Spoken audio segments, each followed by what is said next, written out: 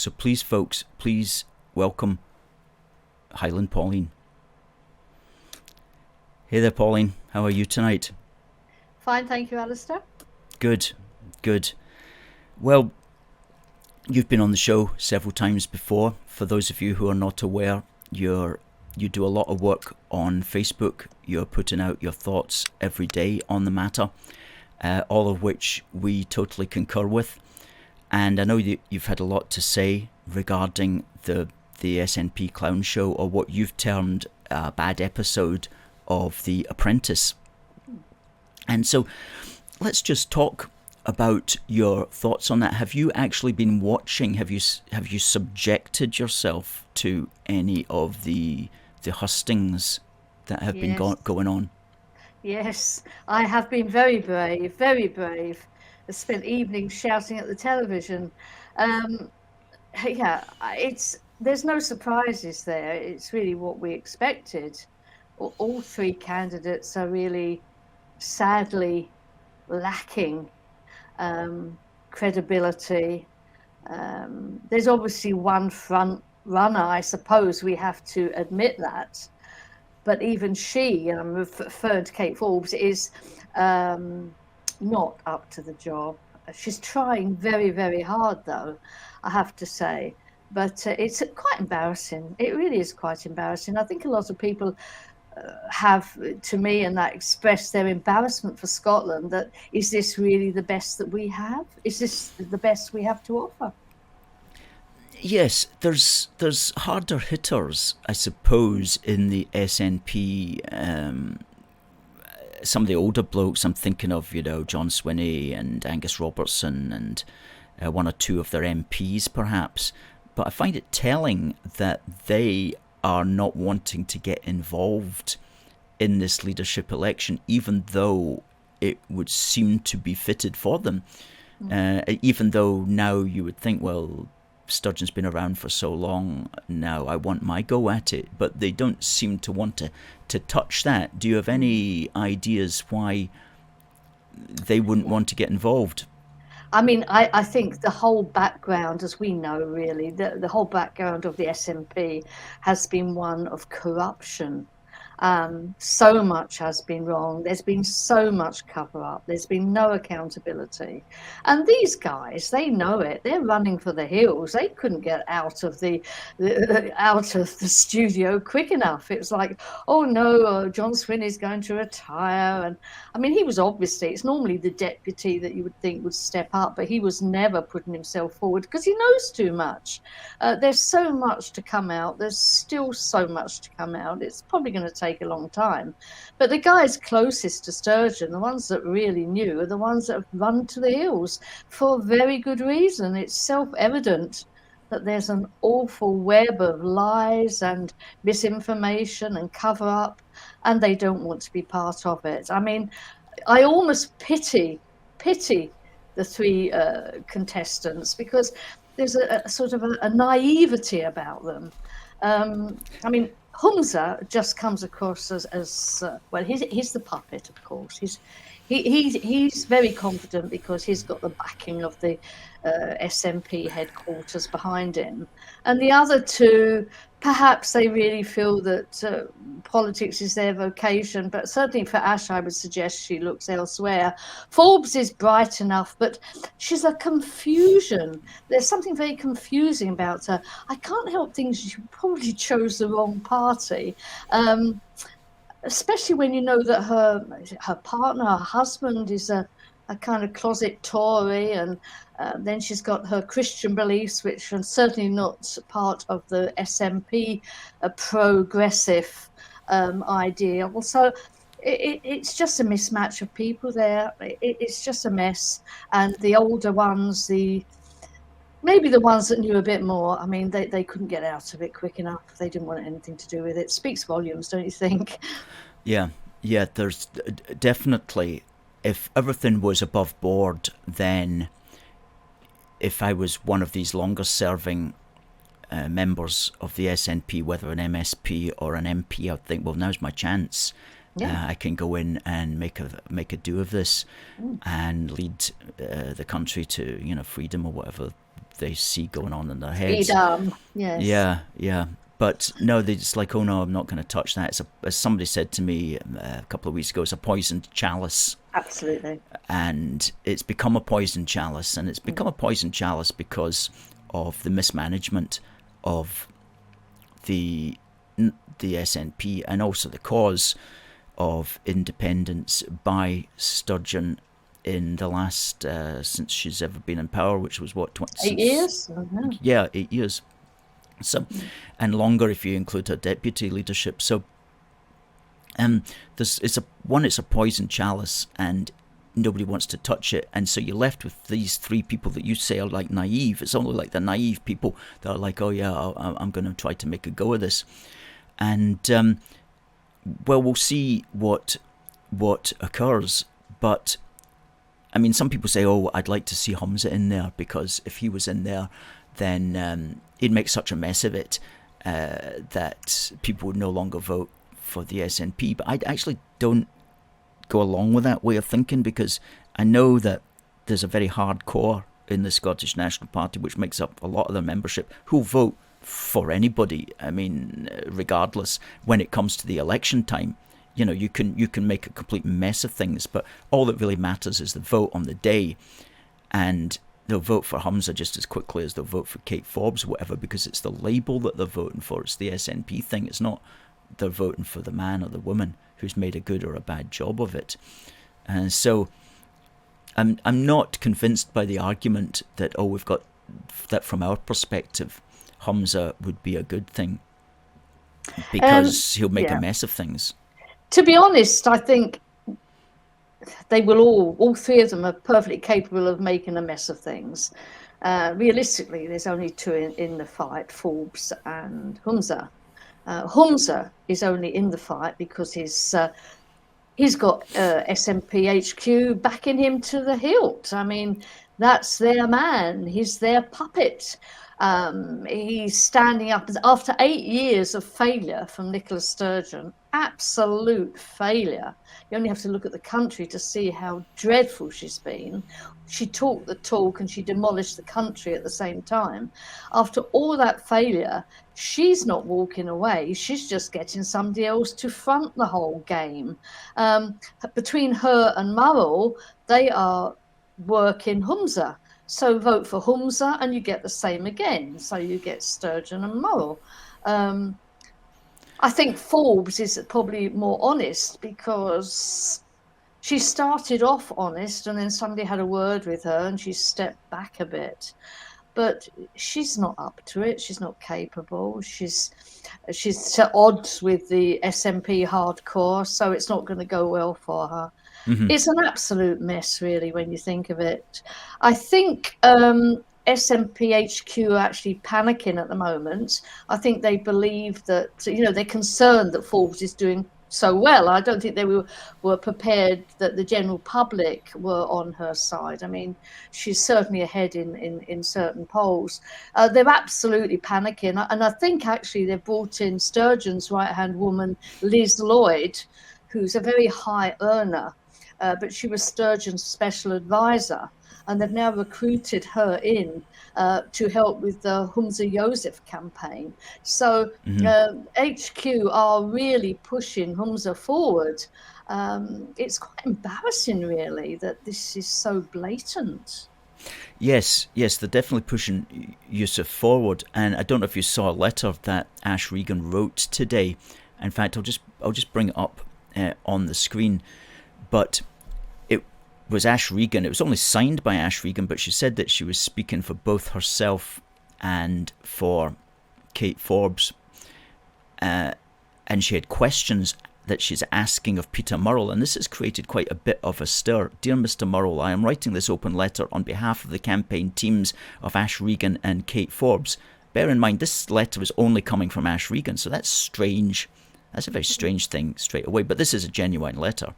It's creating a big stir in the media today, both of whom are contesting for the leadership of the SNP. We request that you provide essential information pertaining to the membership status. And she goes on and asks the following 3 questions. 1, please that you disclose the following. One, the total number of paid-up members currently within the SNP. Well, wouldn't we all love to know that figure? Yes. Number two, the number of digital voting papers that have been sent out to members. Yeah. And three, the number of physical postal voting papers that have been issued. We have previously reached out to the National Secretary with a request for this information. However, we have yet to receive a response. As the CEO of the SNP, it's your responsibility to ensure that the leadership election process is transparent, fair and equitable. We kindly request that you respond to this letter and share the requested information as soon as possible. Okay, so that's a very strange and surprising thing, and straight away it tells me that there's going to be a cloud hanging over the result of this election one way or the other. Do you have any thoughts on what you just saw there?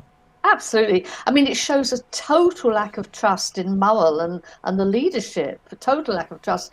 They feel the need to remind him of his duties, which, you know, most people would find insulting, but in this case, it's absolutely spot on, of course.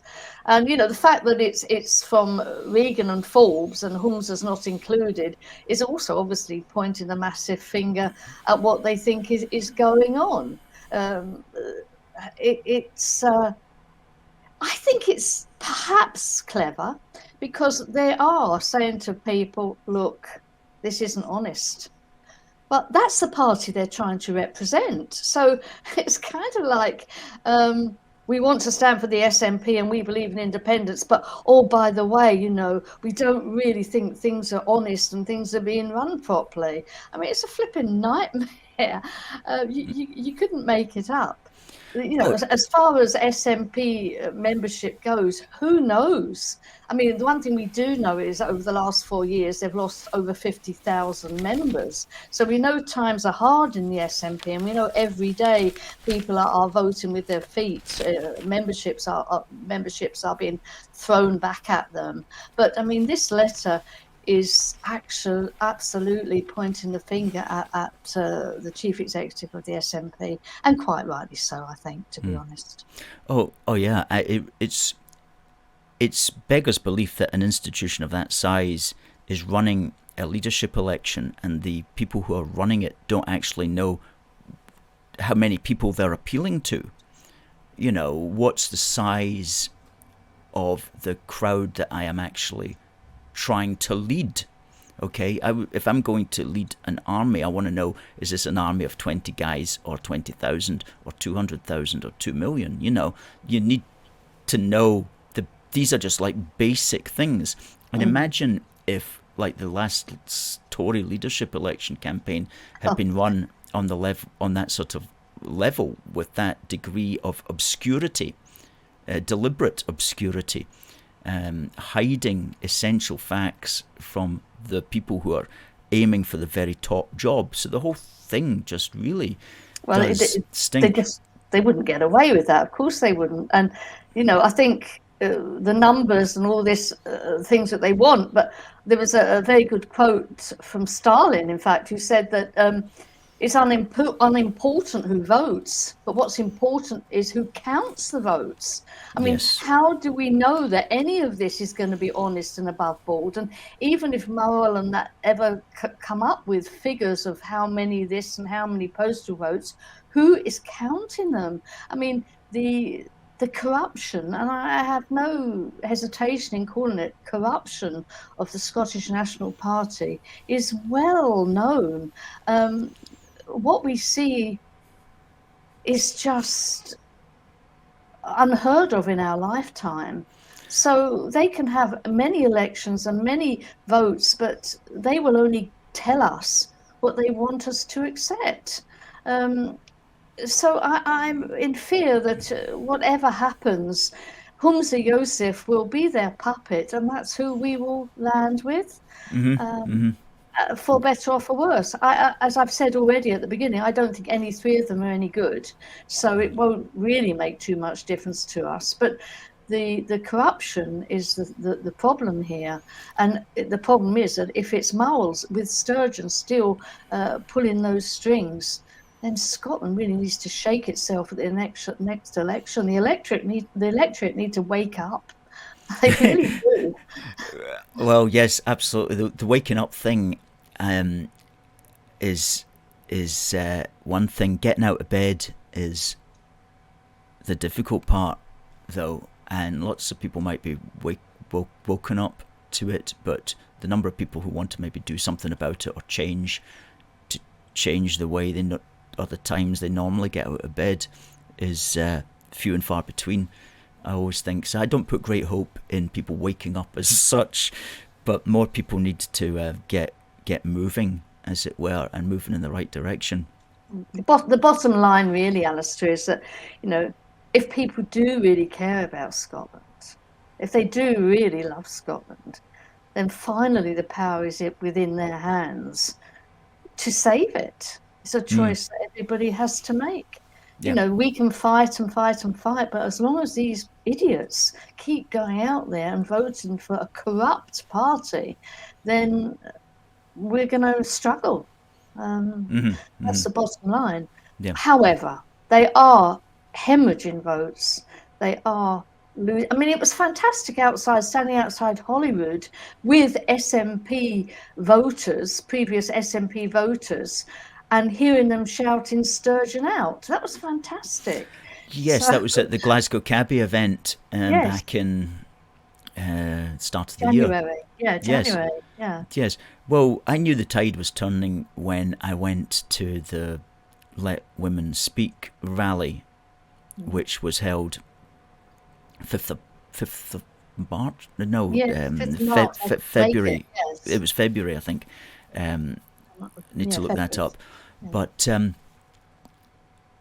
there was hardcore SNP people there, Alba people there, and there was a lot of people that Sturgeon would be wanting to appeal to, and they all were against her completely and utterly. And I thought, if she's losing these people, she is on the way out. And it was literally 10 days later when she resigned.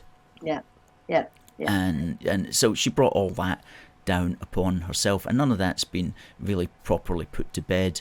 There's been no closure there, and it looks like silly Humza is going to reawaken the whole thing as well. When he gets in, he's going to just go back as if he's not learned his lessons from what's happened, and he's just going to dig that particular hole an awful lot deeper. So going back to that letter which you showed, that is really Regan and Forbes saying to people, let's be suspicious. You have to ask questions. And that's what they're saying. They're saying we don't trust the system. Quite rightly so.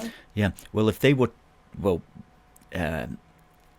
of them will lose, but if they were both to lose, then they really should push that angle and really make a thing of that, and really stand up for it, because they've laid the groundwork of suspicion now. So if they lose, then they really need to carry that forward and say, what are the answers here, and just see what that happens. And one way or the other, I think the SNP is in for an awfully bumpy ride. If he gets elected, then there's going to be all the fear of the moral hand behind the scenes. And if, say, Forbes gets elected, then she's going to cause a big fallout in the party. There's a lot of people who won't get behind her because of her particular beliefs. The Greens are not going to be interested. No. They're going to walk from the coalition, which is actually strategically very good for us. All this infighting is very good for us. This whole shambles is very good for us. It's just how long it all takes to play out. But we've talked about this for a number of years now, and we've said, it's gonna end in tears and give Sturgeon enough rope and blah blah blah. And in fact, that is what happened. She got enough rope and she made an absolute mess of it. And now we're seeing the we're kind of seeing, I wouldn't like to say demise, but we are seeing the downfall of them gradually and bit by bit. And this leadership election is highlighting that and highlighting the problems. And we just hope that we will carry those forward to the next election and all of a sudden get a good clear out to give Scotland a chance, to give us hope, so we can lick our wounds and repair ourselves. Yeah. Yeah, no, I think it's all good from our perspective. It's all good. Whoever wins, it's going, as you just say. It's the SNP's simply not going to bounce back from it, and it's going to stagnate. And it's up to us to keep pushing our positive message of unionism, which is the message of solidarity for us all throughout the United Kingdom. Yeah. The message of love your brother and sister, basically, throughout the United Kingdom, English, Welsh, Scots, Northern Irish. Here. Absolutely. Yeah. Together we're stronger. We will always be stronger.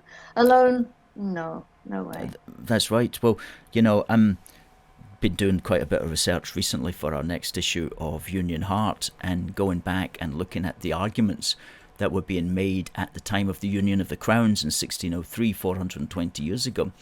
And there's a lot there that it could be simply be said today. It's the same arguments that were being promoted about England and Scotland joining together and attempting at that time to get rid of all their quarrels that they had been that they had been hitherto wrapped up in. And there was the belief that it was going to bring in a new golden age for all of the British people. And it was at that time that they started to talk about the British as one people, rather than as separate quarrelling tribes as they had been hitherto. Yes. And exactly the same arguments of solidarity, although they didn't have that word back then, but it was that basic camaraderie and stuff like that they were talking about. And it really is a positive message. Unionism, I mean, the clue is in the name. Union is better than separation. And if we just need time to build that message and to articulate it and to convince people, because it's a good message and it is a winning message, and it's far better than anything that Hamza Yusuf's gonna ever come up with. I mean, the only thing he can come up with is progressivism, whatever that means. Repeating progressive all the time. It's absolutely awful. He's obviously being groomed. He's been groomed to say these things. I mean, when I heard him come out with the fact that Sturgeon should be an ambassador or some kind of, I was like, she's a foul politician. In 8 years, she's brought Scotland to its knees. And he's actually thinking she should be an ambassador. Well, I've never heard so much rubbish in all my life. Yeah, we're not stupid. An ambassador in maybe one of these kind of pretendy embassies that the SNP likes to set up. Yeah. I mean, absolute nonsense. But it's all very interesting, and I think we're making progress. Can I just say that? I think we're making progress. Oh, absolutely. I see it as positive.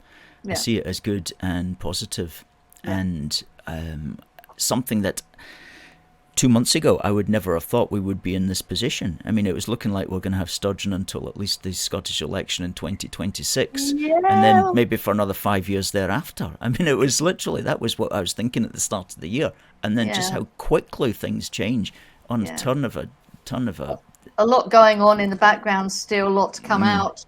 I believe it was many things that brought about her resignation, not just one thing. Her fall in popularity, they had to do something about that. Gender recognition bill, what a mistake. What a dreadful mistake that was. There's financial improprieties going on, police investigations, so much. It was a perfect storm. She couldn't stay. And to rescue the party, she had to go. And Morell's pulling the strings and said, oh, don't worry, we'll just get a puppet in here and he'll just do what we want him to do. And that's where we're at just now. That's where we're at, yeah. And in addition to the things that you mentioned there, the British government finally developing a set and standing up to them. And that was when they kind of hit the brick wall, nose first, and Sturgeon was like, well, I can't actually get through that anymore. And we're waiting for them again now on the bottle scheme to stand up. We're still waiting for that. But, well, somebody said to me that, what was it? Hamza had said something to the effect that it was in the Daily Telegraph today. Hamza accused Kate Forbes of quote unquote lurching to the right for her plan to pause the deposit return scheme. So if you want to pause the deposit return scheme, apparently now you're lurching to the right, according to Hamza. Which doesn't surprise me, obviously not. No. Well, people should just pick up litter. I mean, that would solve the problem. If people just picked up litter or put the bottles in the bin, if people did that, we wouldn't need a deposit return scheme. Anyway, we've been speaking for 25 minutes there. Yes. Highland Pauline, thank you very much for coming on the show. We'll definitely have you again. And all I can say is until next time, keep up the good work on Facebook, because you really are a power of common sense. I've got so much to say and the day's just not long enough. Oh, exactly. I know okay, what you mean. Thank you very much for having me. It's always a pleasure to be on A Force for Good. Good stuff, Pauline. We appreciate it. See you next time. Okay. Right, cheers. bye now.